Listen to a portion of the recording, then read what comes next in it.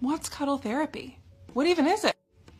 Hi, my name's Keeley, and I'm a cuddle therapist. Let's get something straight right away. It is not talk therapy. I cannot diagnose or treat mental illness. I am not a talk therapist. Just like aromatherapy isn't talk therapy, equine therapy isn't talk therapy, massage therapy is not talk therapy. Cuddle therapy is not the same thing. We do not have licensure. We are not, it is different. Let's put a big old gap in between the two. So what is it? Well, cuddle therapists like myself and the people that I train and the people who work with me, my colleagues, we look at people's well-being, their mental health, from a position that focuses on what's good for your body first, what's good for your heart second, and what goes along with your mental health. So in some ways, it's very much like what it sounds. Sometimes my clients will come here, and if they are navigating grief or loss, I can hold them, physically hold them while they fall apart a little bit. And this is a place, maybe the only place in their life, where it is okay to do that.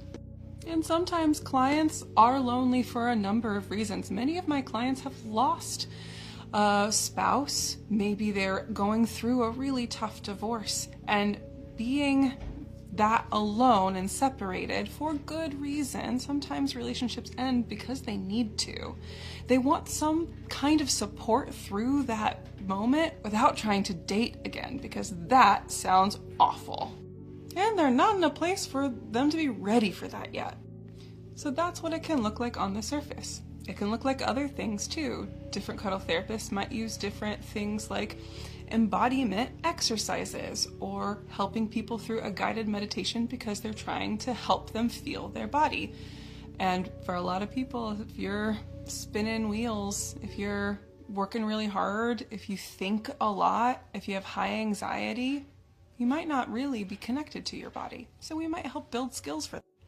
Foundationally though, and what isn't as obvious or seen from the outside, is we're teaching people how to communicate around boundaries and consent. I know those are buzzwords, but for us to engage in a hug or in cuddling pretty much a stranger, we have to show the skills that make that feel comfortable, feel safe, and feel not awful. Some of those skills that we're teaching in that way that you might not even notice at first look are modeling the behavior of saying what you are and aren't comfortable with. If someone comes into my space and they ask for some kind of cuddling that I'm not comfortable with, I show them what it looks like to say no and still want to connect. So I might say, oh, I don't think my body would feel comfortable with that, but what is the core feeling that you're going for? Is there an emotion that you want? Is there some way we can do it very close to what you're talking about? But that way that shifts this a little bit so that my arm won't get so uncomfortable in that position.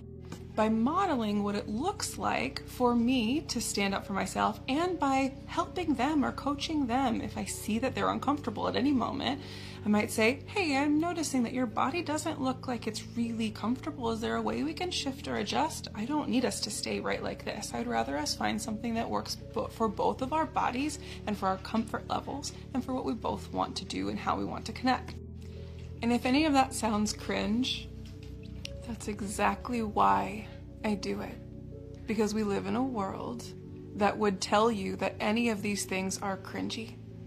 That any of the tenets of advocating for yourself, having agency, prioritizing comfort, trying to find kindness and compassion with other people, even if you're not an exact match, those are all the qualities that I want to see in a world, in a society. Those are all the qualities that make us happier, more generous, kind, and more fully fulfilled people in relationship.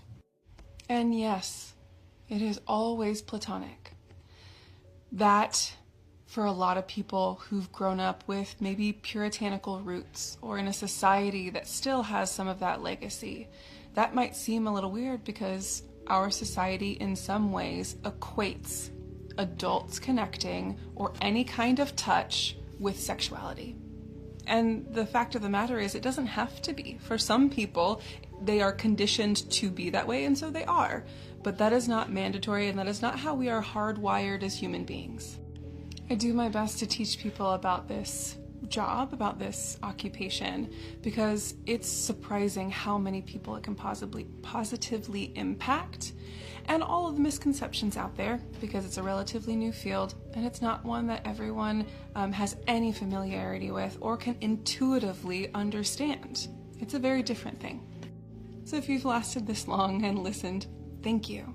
I appreciate you being curious and being open to hearing some new information. And if you still want more, please stick around or search out myself or some of my colleagues in different places where we do educational work on this. Thank you for being curious.